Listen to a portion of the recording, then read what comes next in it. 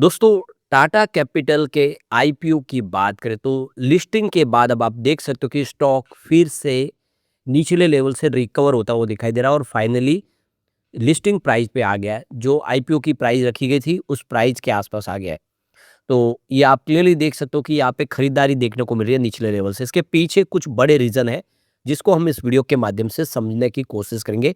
Company ने अपने quarter to की तैयारी कर ली है जिसकी डेट हमारे सामने आ चुकी है। क्या उम्मीद है क्वार्टर टू से उसको भी जानेंगे और यहाँ पे कंपनी के मैनेजमेंट का क्या बयान निकल कर आया है उसको समझने की कोशिश करेंगे क्योंकि लिस्टिंग बहुत ठंडी हुई है। दूसरी तरफ एलजी के आईपीओ ने धमाका कर दिया, 50% का लोगों को जबरदस्त रिटर्न दिया।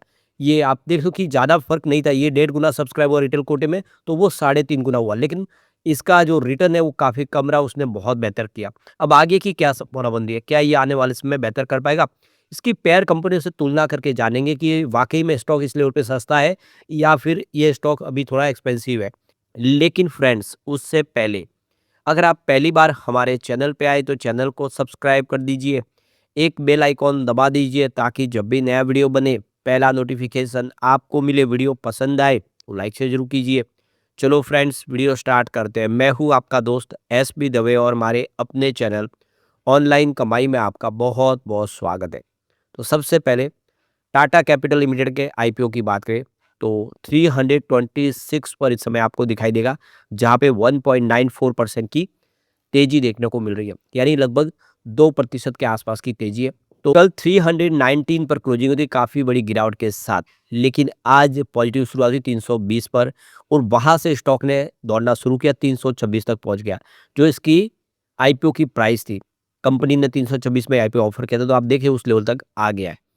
तो क्लियरली देख सकते हो कि जो लिस्टिंग है वो 1.56% प्रीमियम में हुई थी सोमवार को 331 पर एनएससी पर।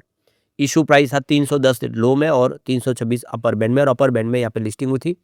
तो ये देख सकते हो कि शुरुआत से फिर देखें तो पॉजिटिव माहौल नहीं बन पाया और ऊपर के लेवल से दबाव देखने को मिला। अब आप देखिए जो आईपीओ का साइज था काफ़ी बड़ा था, 15,512 करोड़ का आईपीओ था इस साल का सबसे बड़ा आईपीओ।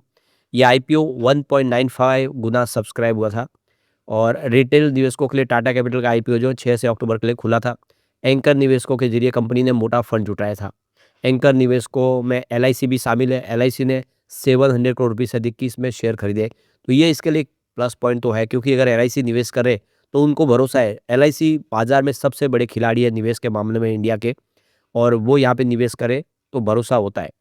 अब आप देख सकते हो कि इसकी जो सिग्नल थे वो पहले ही कमज़ोर हो गए थे। तो किसी भी स्टॉक की लिस्टिंग कैसी रहेगी, क्या आईपीओ सक्सेस होगा, वो जीएमपी से पता चल जाता है। जीएमपी में जो हमें बढ़त देखने को मिलेगी लगातार, तो ये समझ में आ जाता है कि इसकी लिस्टिंग शानदार हो सकती है, और जीएमपी अगर गिर रहा है तो पता चलता है कि इसकी लिस्टिंग कमज़ोर हो गई। और इसका बिल्कुल इसमें वही हुआ। एक समय देखिए आप, इसका जो जीएमपी 30 रुपीज़ के आसपास चल रहा था। सितंबर में आप देख सकते हो कि वो जीएमपी 28 के आसपास आ गया और फिर घटते-घटते देखिए तो यह 8 अक्टूबर को मात्र 7 रुपए पे आ गया। नहीं, नहीं, बाज़ार में लिस्टिंग के वक़्त ये 7 रुपए तक पहुँच गया। 13 अक्टूबर को तो आप देख सकते हो कि लिस्टिंग के पहले यह 1 रुपए पे आ गई है। तो ये सिर्फ़ इसका लिस्ट जो जीएमपी था वो 1 रुपीज़ पे आ गया। उसके बाद देखें तो जिस तरह से जीएमपी गिरा तो समझ में आ रहा था कि लिस्टिंग इसकी कमज़ोर ही होगी, और बिल्कुल वही हुआ। तो अंतिम जो आप देखें इसकी 6 रुपए के आसपास की जीएमपी की संभावना बनी, जिससे 332 के आसपास लिस्टिंग की संभावना बनी थी और बिल्कुल 321 के आसपास लिस्टिंग हुई। तो इंट्राडे में 332 का ही इसने हाई बनाया जो जीएमपी के हिसाब से था, और मंगलवार को ये गिरते हुए 319 पर आ गया।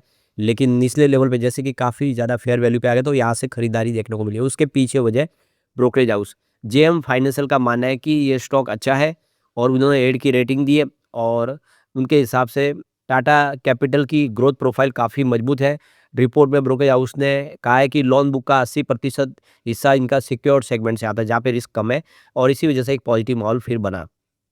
अब यहाँ पे टाटा कैपिटल ने अपने क्वार्टर टू के रिजल्ट के लिए डेट का ऐलान कर दिया है।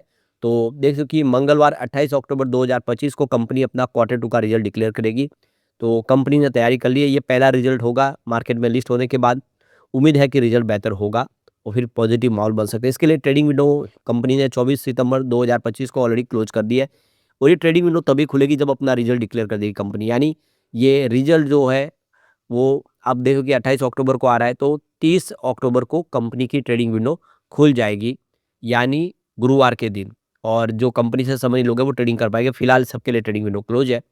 अब यहाँ पे रिजल्ट की संभावना अगर देखें तो पिछले 2 रिजल्ट अगर एक बार हम देख लेते हैं। पहले मार्च 2025 की बात करें तो सेल्स 7478 करोड़ के आसपास था, जो जून 2025 में बढ़ के 7665 करोड़ तक पहुंचा।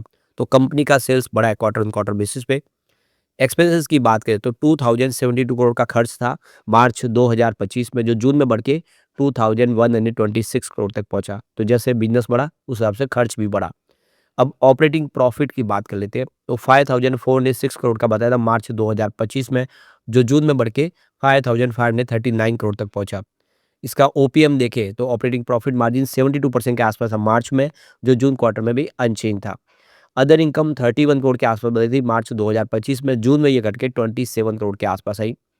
अब बात करें कंपनी के प्रॉफिट बिफोर टैक्स की तो 1368 करोड़ का मार्च 2025 में कंपनी ने प्रॉफिट बिफोर टैक्स बताया, जो जून में बढ़ के 1382 करोड़ तक पहुंच गया। अब यहाँ पे कंपनी के नेट प्रॉफिट की बात करें तो 1000 करोड़ का नेट प्रॉफिट बताया था मार्च 2025 में, जो जून में बढ़ के 1041 करोड़ तक पहुंचा। यानी नेट प्रॉफिट में वृद्धि हुई है, कंपनी का सेल्स भी बढ़ा है। ईपीएस की बात करें 2.77 रुपीज़ था मार्च 2025 में, जो जून में घट के 2.48 रुपीज़ के आसपास है। ओवरऑल अगर आप देखें तो रिजल्ट बेहतर है। उम्मीद है कि इस बार भी रिजल्ट बेहतर होगा। अब यहाँ पे आईपीओ के माध्यम से जो फंड रेज किया गया है, तो यहाँ पे राजीव सब्बरवाल जो कंपनी के एमडी हैं, उनका कहना है कि आने वाले 2 से ढाई साल में हम इस फंड का इस्तेमाल करेंगे, हमें नया कोई फंड उठाने की आवश्यकता नहीं पड़ेगी। और यहाँ पे सब्बरवाल का कहना है कि अगर सब कुछ ठीक रहा, इंडिया की ग्रोथ रेट अच्छी रही, तो जो हमारी जो लोन बुक है आने वाले 3 साल में डबल हो जाएगी। तो कंपनी की लोन बुक 2.3 लाख करोड़ के आसपास इसमें प्रेजेंट में है, और कंपनी का 50,000 करोड़ का एसेट अंडर मैनेजमेंट है। तो पिछले 10 सालों में कंपनी का 50,000 करोड़ के आसपास एयूम था, जो इन्होंने पिछले 1 साल में ही यहाँ पे प्राप्त कर लिया है। तो ये बहुत बड़ा अचीवमेंट है। इससे बात समझ में आ रही है कि कंपनी का बिज़नेस बहुत बेहतर है। सब्बरवाल का कहना है कि हमारी क्रेडिट कॉस्ट 1 रुपीज़ के आसपास है, और हम बहुत जल्द इसको 1% से भी नीचे लेके जाएँगे। अब टाटा सन्स के एन चंद्रशेखरन का कहना है कि इंडिया की जो इकोनॉमी बहुत बेहतर करी है, और आने वाले समय आप देखें तो आने वाले 5 सालों में ये लगभग डबल होगी, 500 लाख करोड़ के आसपास पहुंचेगी। तो आप समझ सकते हो कि इसमें एक बड़ी अपॉर्चुनिटी टाटा कैपिटल के लिए भी दिखाई दे रही है। तो जीएसटी के अंदर बदलाव जो किया सरकार ने, इनकम टैक्स के अंदर राहत की, आरबीआई की तरफ से इंटरेस्ट रेट कट की गई, ये सारे जो इस समय जो फैसले हैं वो इस समय एनबीएफसीज़ के लिए और दूसरे फाइनेंशियल सेक्टर के एक वरदान है, जो आने वाले समय इसको और मजबूत करेगी। अब अगर हम इसको पेयर कंपनी से तुलना करें, बजाज फाइनेंस जिसका पी रेशियो 37.40 का है, और इस सेक्टर की सबसे बड़ी कंपनी है, जिसका 6,51,431 करोड़ का मार्केट कैप है। चोलामंडल फाइनेंस जो नंबर 2 पे है, इसका पी रेशियो 31.87 का है, और 1,41,664 करोड़ का इसका मार्केट कैप है। टाटा कैपिटल नंबर 3 पे आ जाते हैं। अब देखिए इंडिया की तीसरी सबसे बड़ी एनबीएफसी बन चुकी है। इसका पी रेशियो 37.78 के आसपास, जो बजाज फाइनेंस के बराबर ही है, और मार्केट कैप 1,38,255 करोड़ के आसपास है। फिर मुथूट फाइनेंस जिसका पी रेशियो कम है, 21.16 का है, और मार्केट कैप 1,30,396 का है। श्रीराम फाइनेंस जिसका पी रेशियो और कम है, 15.06 का है, और मार्केट कैप 1,27,661 करोड़ के आसपास है। एसबीआई कार्ड का पी रेशियो हाई है, 47.24 का है, और मार्केट कैप 88,674 करोड़ का है। एल&टी फाइनेंस जिसका पी रेशियो 25.38 का है, और यहाँ पे 67,431 का इसका पी रेशियो है। तो ऐसे में इसका पी रेशियो उतना हाई नहीं है, बजाज फाइनेंस के बराबर ही है। तो यहाँ से उम्मीद बहुत ज़्यादा है, और नई लिस्टिंग है तो बेहतर होगा। तो बड़ा आईपीओ होने की वजह से थोड़ा सा दबाव बना, लेकिन आने वाले समय जहाँ पे स्थिति सुधरेगी और काफ़ी सारा फायदा हो सकता है। यहाँ पे गौर करने वाली बात है कि अभी भी जो सबसे बड़ी होल्डिंग है वो प्रमोटर के पास है। 85.41% की होल्डिंग प्रमोटर के पास है।